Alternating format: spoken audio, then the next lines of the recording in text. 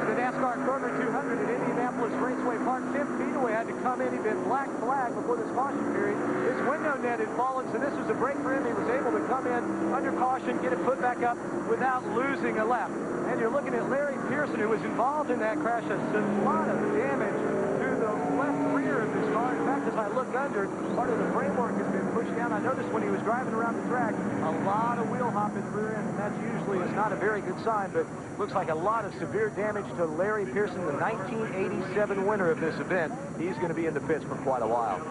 And Ryan Pemberton, the crew down there working on Larry Pearson, not only is this costly as far as an effort to win, but he is currently 4th in the point standings, just 11 points behind Mike McLaughlin in 3rd spot, so this could be a very costly delay. It'll cost Pearson some points, and of course any chance he might have had at victory tonight is going away. Heavy damage on the back of that Chevrolet. Yes, there is a lot of damage to his car. Don't know what caused him to get into the wall to begin with, but as you correctly pointed out, he was already up against the wall when we saw the cars of Buckshot Jones and Green getting together. Take a look at our top 15 as they stand right now. Elton Sawyer is our leader. Johnny Benson, Jason Keller, David Green, and Doug Hevron in the top 5.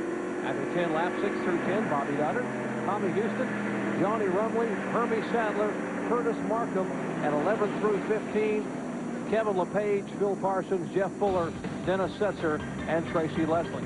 Still working the first caution of the evening. Back with more Busch Series action after this.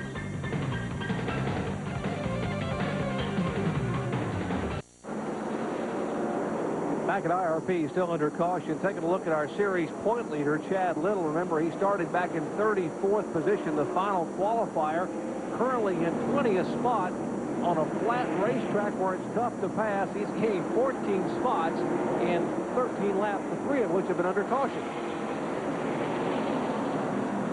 Let's go to John Kernan. Jerry, Larry Pearson has pulled the car behind the wall. A lot of damage to that left rear. They're going to have to work it. I think they're going to have to straighten some part of the framework. But the first thing, Larry, that he said to me was, who put the oil down? So you ran into oil out there? Yeah, after we'd already crashed, the spotter come back and told me somebody said it was oil up there in turn 3, and I guess it was a car that was directly in front of me or a couple of cars in front of me. I was the only one who hit it, and then a couple more got into it behind me, and I don't know, just one of those deals, I guess. Now we had the rain delay, and finally we get the race started after the drying process. How was the track? Oh, the track was okay. You know, it wasn't because of the rain or anything. The track was pretty dry, but, you know, I don't know. Just one of those deals. Well, you can see the obvious disappointment in his face. They've got a lot of work to do, guys. And they're working awfully hard because of the fact that they are up in the point standings and would like to be able to stay there.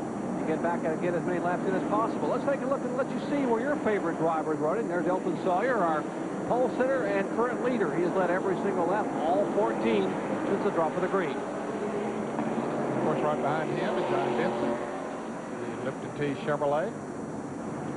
Behind that is Jason Keller's Budget Gourmet Chevrolet, looking for his first Busch Series win ever, riding along in 3rd spot. Last year's champion, David Green, in the Slim Jim Chevrolet. Green back in 4th position. Back behind him, good run for Doug Hevron. The Molocron efforts, that is the Mike Laughlin-owned car, and Hevron getting better and better, particularly on the short tracks. Bobby Donner running in 6th place in the High Tools Chevrolet. And there is the ageless one, Tommy Houston. Tommy Houston, the Red Devil Enamel Sports Thunderbird. Runner-up here a year ago. He's currently running in 7th position. And in the 8th position is the Big Johnson, car number 25 by Johnny Rumley. That's a Don Beverly-owned car. Behind him, the former Rookie of the Year, the DeWalt Tools. Car number 1, that's a Chevrolet for Herbie Sadler in 8th spot. And then comes Curtis Markham, car number 63, the Lysol car. Behind him, the car 71, Kevin LePage, the Vermont Teddy Bear Company machine. And LePage likes the short tracks. He likes those flat facilities. And he is being shown in the car number 71 back in 10th, or back 11th position, correct? They make that 11th. I tell you, he liked those big tracks, too, because he ran strong at Talladega a few weeks ago. And here's Phil Parsons in the Luxair machine, number 99. David F. prepared car, Phil Parsons in 12th position. Currently 10th in the point standings. Last year's winner, Mike Wallace, in the Duran Paints car number 90. He's looking to try to move up through the field a little bit further. And then Mike McLaughlin in the Sunoco, car number 47. That's Jeff Fuller. I'll get them straight here, Jerry. Straighten me out. 92 Modified Series champion, and behind him in the 42 is Dennis Setzer in 15th spot.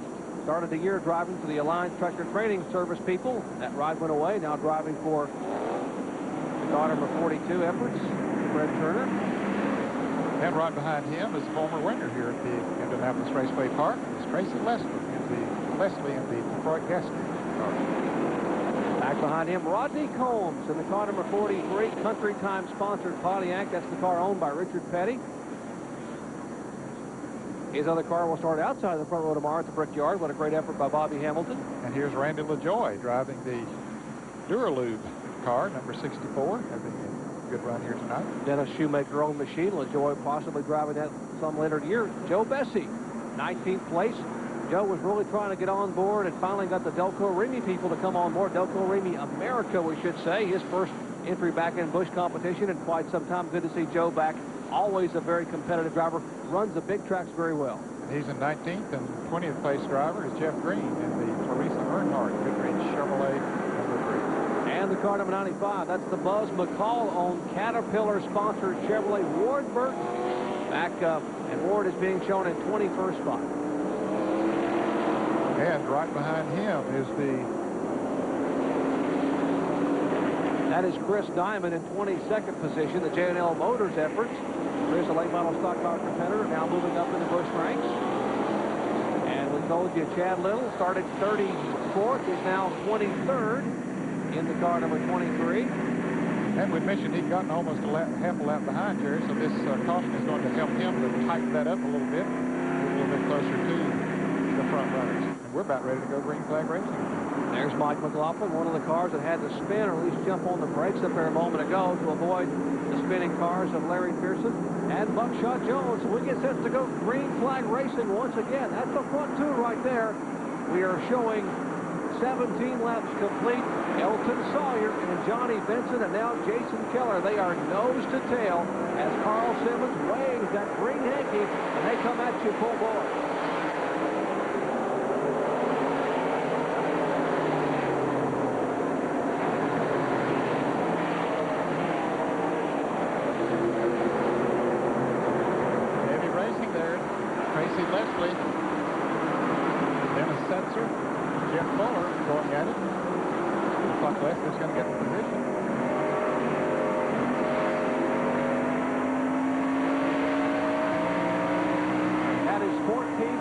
Position. You're riding along with Dennis Setzer on board Band-Aid Pontiac's machine. Fred Turner on car.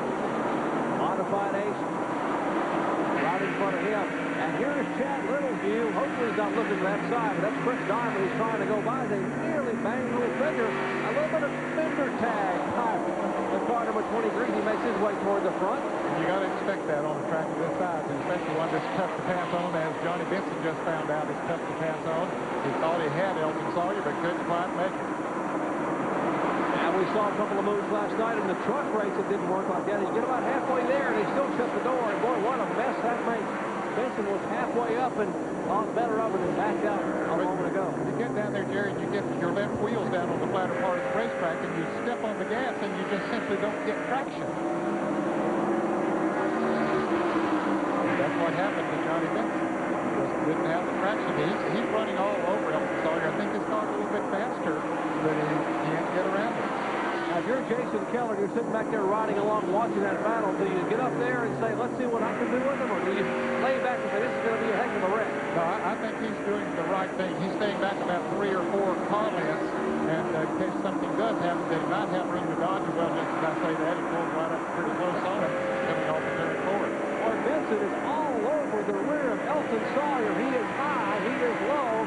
He has done everything but climb over the rear deck of that car number 38, the Ford Critic Red Carpet Leases, and now he's on the inside. But again, he breaks loose. Almost loses it. Now Keller's going to go by on the inside. Good piece of driving by Johnny Benson.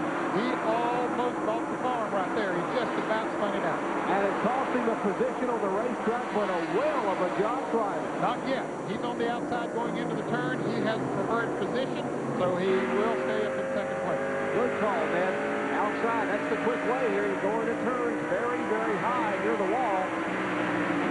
plus the fact that Jason Keller is driving a very smart race. He knew that going in there on the inside, even though he might have looked like he had the advantage, that he could wreck himself and maybe Benson and several others too. So he wisely backed out.